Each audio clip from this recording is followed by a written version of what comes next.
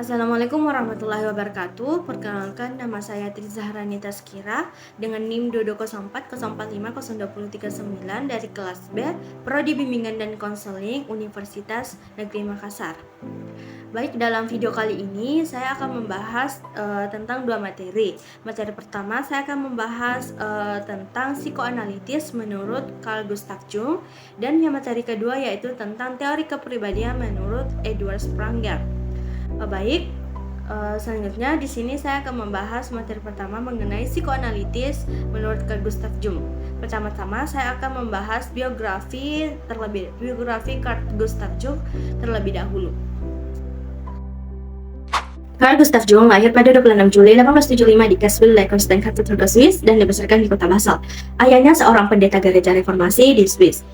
Setelah Jung tamat sekolah menengah, lalu dia masuk ke Universitas Basel untuk mempelajari bahasa-bahasa kuno dan ia ingin menjadi arkeolog.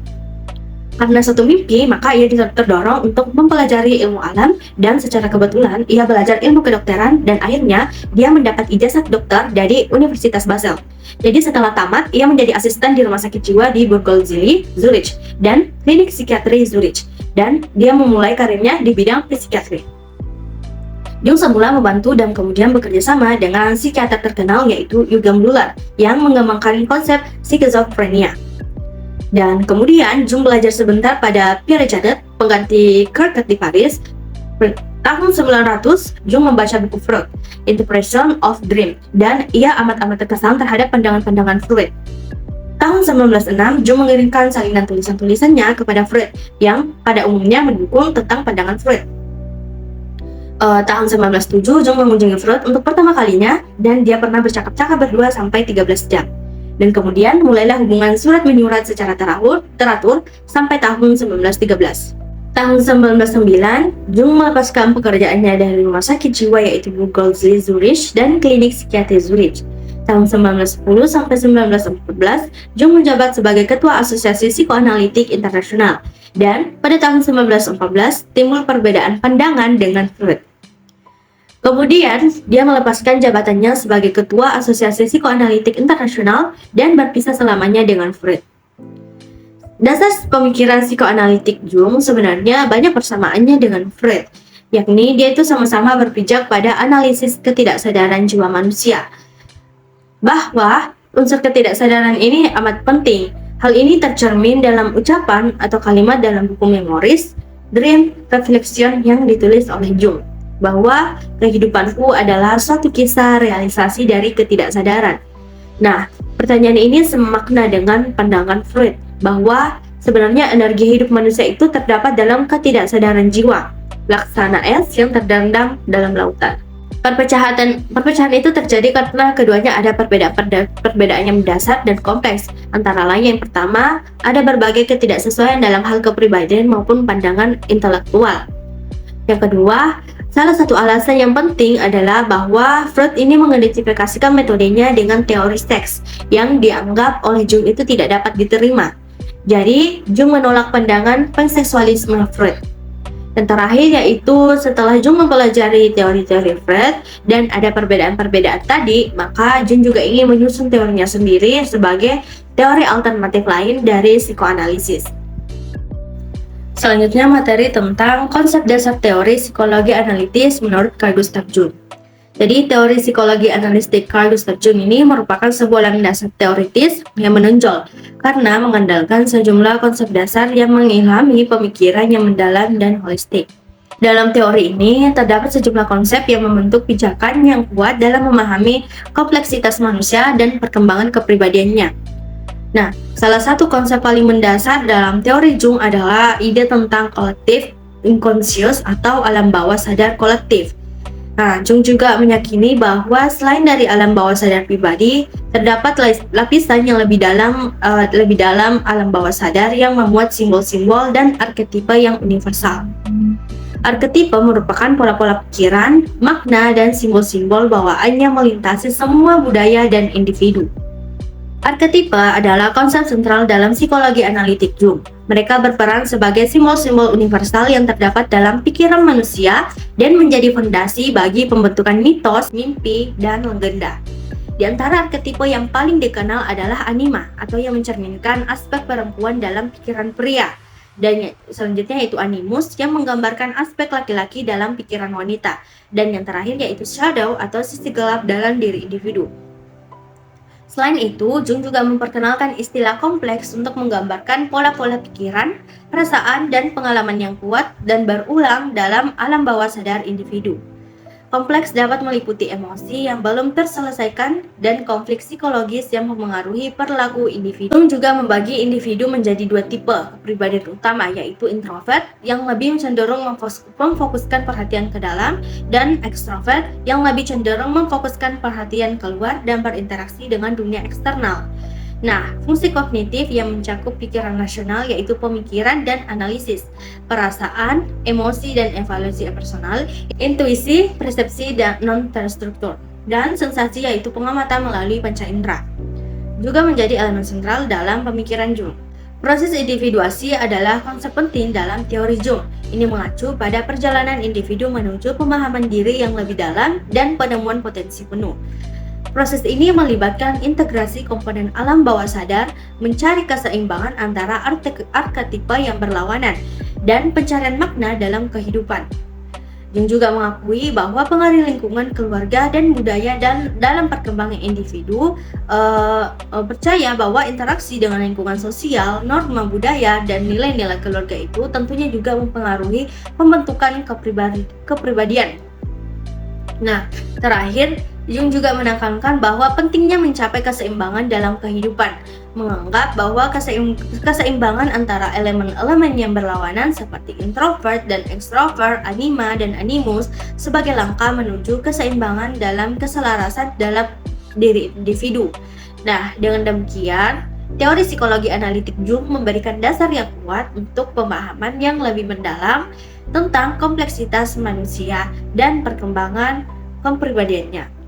Konsep-konsep dasar ini membantu individu dalam menjelajahi lapisan-lapisan alam bawah sadarnya, mencapai pemahaman diri yang lebih dalam, dan meresapi makna dalam perjalanan hidup mereka. Selanjutnya materi tentang struktur kepribadian menurut Jung.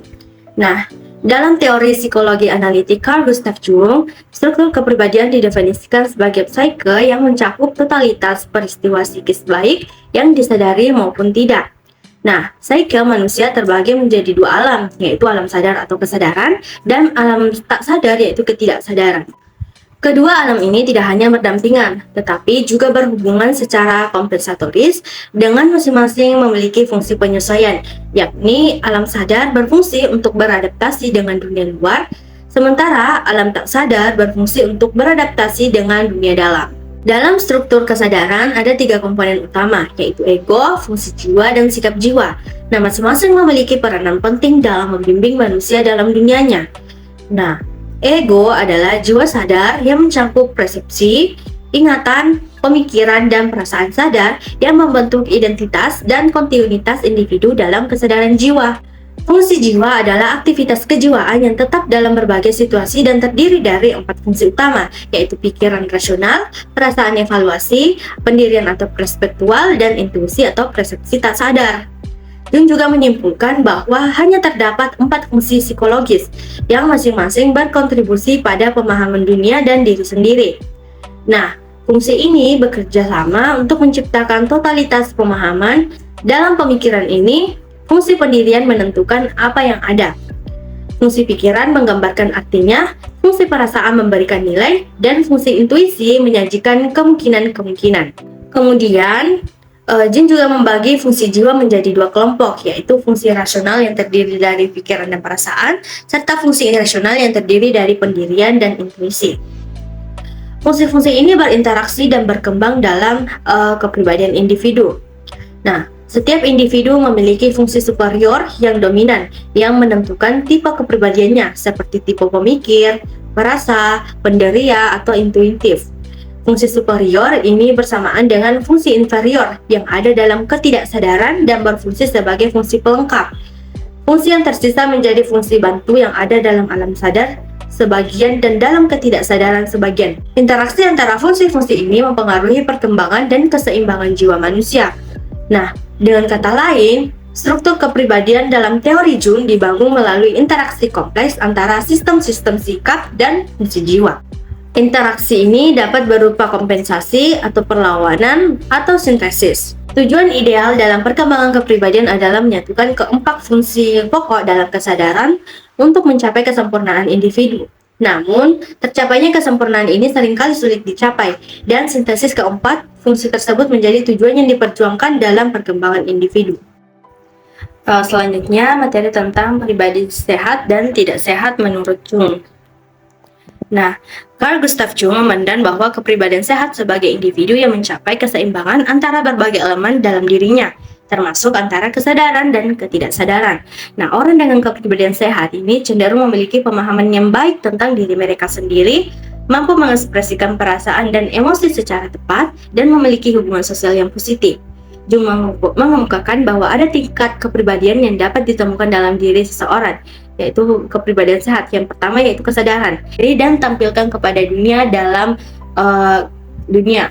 Nah, dalam kepribadian sehat, individu memiliki pemahaman yang baik tentang diri mereka, termasuk perasaan, emosi, dan tindakan mereka.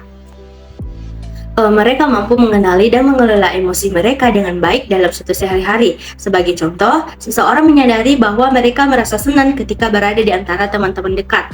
Yang kedua, ketidaksadaran pribadi. Ini mencakup aspek dari diri yang tidak selalu disadari secara sadar oleh individu. Dalam kepribadian yang sehat, seseorang dapat mengakui dan memahami elemen-elemen ini. Contohnya adalah pemahaman tentang kompleks pribadi yang merupakan pola-pola pikiran dan perasaan yang mempengaruhi perilaku seseorang tanpa disadari sepenuhnya. Seseorang individu yang memiliki kompleks inferioritas mungkin menyadari bagaimana perasaan ketidakamanan mereka muncul dalam berbagai situasi. Yang ketiga, ketidaksadaran kolektif. Ini adalah lapisan ketidaksadaran yang lebih mendalam yang berisi elemen-elemen bersifat universal yang dibagikan oleh semua manusia. Ini termasuk arketip yang merupakan simbol-simbol dan motif-motif universal yang ada dalam budaya dan mitos. Contohnya adalah pemahaman tentang simbol ibu sebagai representasi universal dari aspek ibu dalam diri manusia, bukan hanya figur ibu fisik.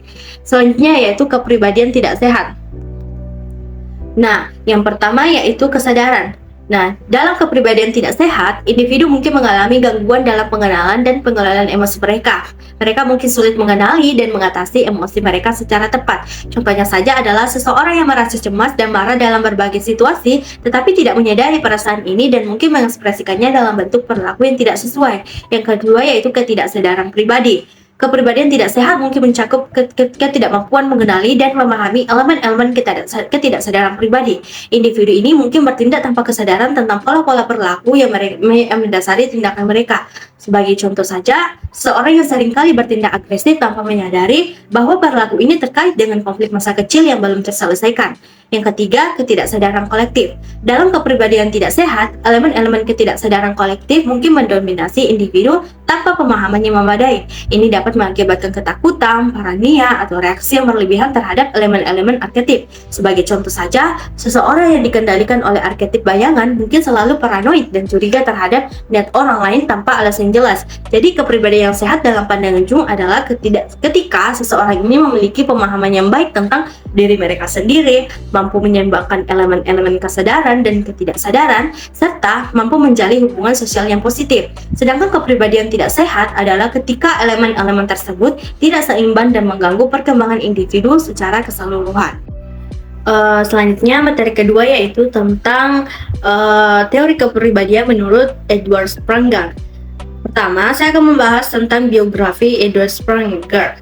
Jadi, Edward Spranger adalah seorang psikolog dan filsuf Jerman yang lahir pada tanggal 27 Juni 1882 di Berlin dan meninggal pada tanggal 17 September 1963 di Tübingen, Jerman. Ia mengejar pendidikan di berbagai universitas di Jerman termasuk Universitas Berlin, Marburg, dan München. Sebelum memulai karir akademiknya, Spranger menjadi seorang profesor di Universitas Tübingen dan memegang posisi akademik di berbagai universitas lainnya. Salah satu kontribusi utamanya adalah buku terkenalnya Tapes of Man, The Psychology and Ethics of Personality yang diterbitkan pada tahun 1928, di mana ia mengidentifikasi 6 tipe kepribadian seperti teoritis, ekonomis, estetis, sosial, politis, dan religius. Klasifikasi ini telah berdampak besar dalam psikologi dan pendidikan. Spranger tetap aktif dalam dunia akademik hingga akhir hidupnya. Dia meninggalkan warisan berharga dalam pemahaman tentang variasi kepribadian manusia.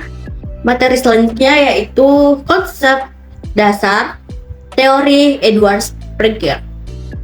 Tipologi Springer adalah sebuah kerangka kerja yang digunakan oleh Edward Springer untuk menggolongkan manusia ke dalam 6 tipe kepribadian berdasarkan nilai-nilai budaya yang dominan dalam hidup mereka. Ini membantu dalam memahami berbagai aspek kepribadian manusia.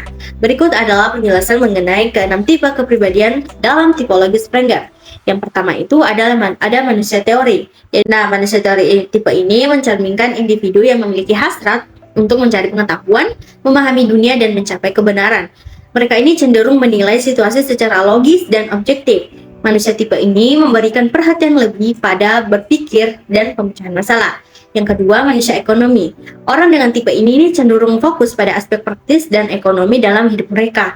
Mereka ini mempertimbangkan manfaat dan nilai ekonomi dari segala sesuatu.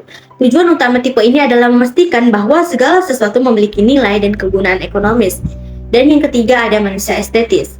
Nah, manusia tipe ini lebih cenderung menghayati kehidupan dari perspektif estetika. Mereka ini menikmati keindahan dan seni, baik dalam bentuk seni visual, musik, atau hal-hal lain yang dapat membangkitkan emosi dan rasa keindahan. Yang keempat, manusia sosial. Tipe ini memiliki kebutuhan besar akan hubungan sosial dan resonansi dengan sesama manusia. Mereka ini cenderung memprioritaskan kehidupan sosial dan kesejahteraan bersama. Nilai tertinggi mereka adalah cinta dan pelayanan terhadap sesama. Yang kelima yaitu manusia politik. Nah, individu dengan tipe ini didorong oleh hasrat untuk memperoleh dan mempertahankan kekuasaan. Mereka ini sering melihat orang lain sebagai objek kekuasaan dan memprioritaskan dominasi dalam interaksi sosial. Dan yang keenam yaitu manusia religius. Tipe ini ditandai oleh pencarian nilai-nilai spiritual dan makna dalam hidup. Mereka ini mencari koneksi dengan aspek rohani dan mencari tujuan tertinggi dalam kehidupan mereka. Dan keenam tipe kepribadian tadi ini mencerminkan nilai-nilai dominan dalam hidup individu dan cenderung mempengaruhi cara individu berpikir dan bertindak dalam berbagai situasi. Namun, penting juga diingat bahwa banyak individu memiliki campuran nilai-nilai ini dalam diri mereka, dan kepribadian seseorang ini bisa menjadi kombinasi dari beberapa tipe ini. Tipologi Springer ini membantu dalam memahami variasi kepribadian manusia dan dapat digunakan dalam berbagai konteks termasuk psikologi, manajemen, dan pendidikan. Materi selanjutnya yaitu tentang struktur kepribadian menurut Springer.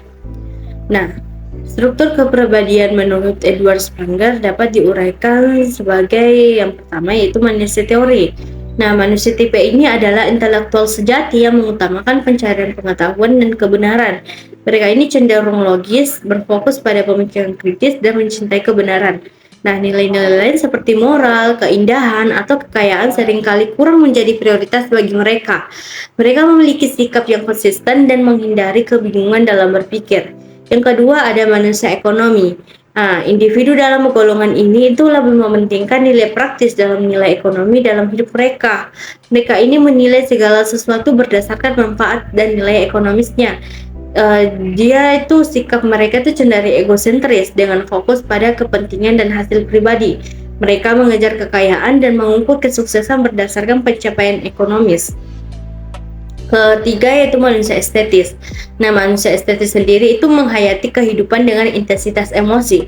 Seringkali ini sebagai penonton yang mengalami keindahan dan seni secara mendalam. Mereka ini menilai kehidupan melalui perspektif subjektif dan estetika, mengejar pengalaman keindahan dalam berbagai bentuknya. Selanjutnya ada manusia agama. Nah, manusia tipe ini tuh pencarian nilai tertinggi dalam dan makna dalam hidup menjadi hal utama. Mereka ini mencari keselarasan antara pengalaman spiritual dan arti hidup. Keagamaan adalah inti dari eksistensi mereka, dan pencapaian nilai tertinggi memberi mereka rasa kebebasan dan ketenangan. Selanjutnya ada manusia sosial. Manusia sosial sendiri memiliki kebutuhan yang kuat akan hubungan sosial dan cinta terhadap sesama manusia. Mereka ini mendahulukan kehidupan sosial dan kepentingan mereka bersama. Nilai tertinggi mereka adalah cinta kepada sesama manusia, baik dalam konteks individu maupun kelompok. Dan selanjutnya adalah manusia kuasa. Orang-orang dalam golongan ini mengejar kekuasaan dan kesenangan pribadi. Mereka ingin mendominasi nilai-nilai lain dan mengambil alih. Kebahagiaan mereka ini terkait dengan penguasaan atas orang lain daripada objek atau aspek lain dalam hidup. Nah, kepribadian seseorang bisa mencerminkan salah satu tipe ini atau kombinasi dari beberapa tipe. Dan ini akan mempengaruhi cara individu tersebut berperilaku dan berpikir dalam berbagai situasi. Jadi, Sprengel menggarisbawahi bahwa pentingnya pemahaman nilai-nilai budaya yang mendominasi seseorang dalam memahami struktur kepribadian. Selanjutnya, di sini saya akan juga membahas tentang pribadi sehat dan tidak sehat menurut teori Sprengel. Yang pertama itu adalah manusia teori. Nah, pribadi sehat dalam manusia teori itu yaitu seseorang dengan orientasi intelektual yang kuat yang menggali pengetahuan dan kebenaran untuk tujuan pemahaman yang dalam dan untuk memecahkan masalah. Nah, pribadi yang tidak sehatnya itu mungkin menjadi terlalu obsesif dengan pengetahuan dan kebenaran hingga mengabaikan aspek lain dalam kehidupan seperti hubungan sosial dan kesejahteraan emosional.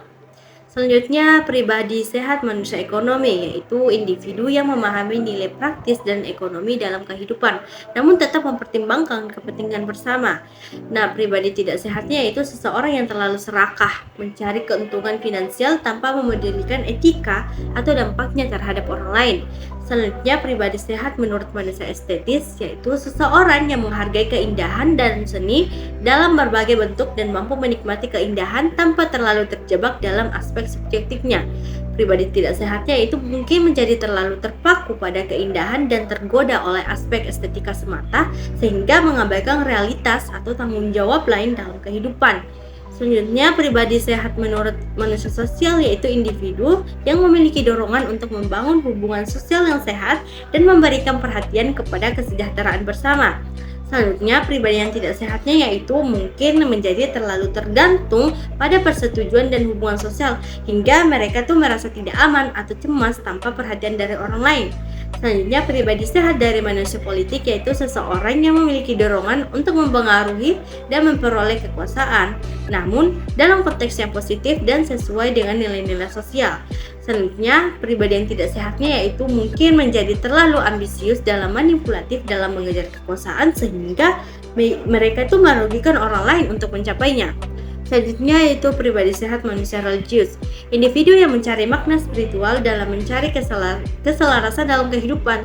Sedangkan tidak sehatnya itu mungkin menjadi fanatis dalam keyakinan agama mereka hingga mereka superior atau menciptakan konflik dengan orang lain yang memiliki keyakinan berbeda. Nah, dalam pandangan Sprengel, seseorang individu yang sehat adalah yang mampu mengintegrasikan nilai-nilai budaya ini dengan seimbang dalam kepribadian mereka. Nah, sementara individu yang tidak sehat mungkin memiliki ketidakseimbangan dalam orientasi nilai-nilai ini dan dapat mengekspresikannya secara ekstrim. Namun, sangat penting untuk dicatat bahwa tipologi kepribadian Sprengel ini adalah deskripsi umum dan bersifat teoritis dan tidak dapat digunakan untuk menggolongkan seseorang secara tepat sebagai sehat ataupun tidak sehat dalam arti medis atau klinis. Penilaian kepribadian yang sehat atau tidak sehat lebih baik ditentukan oleh seseorang profesional di bidang kesehatan mental dalam konteks psikologis klinis.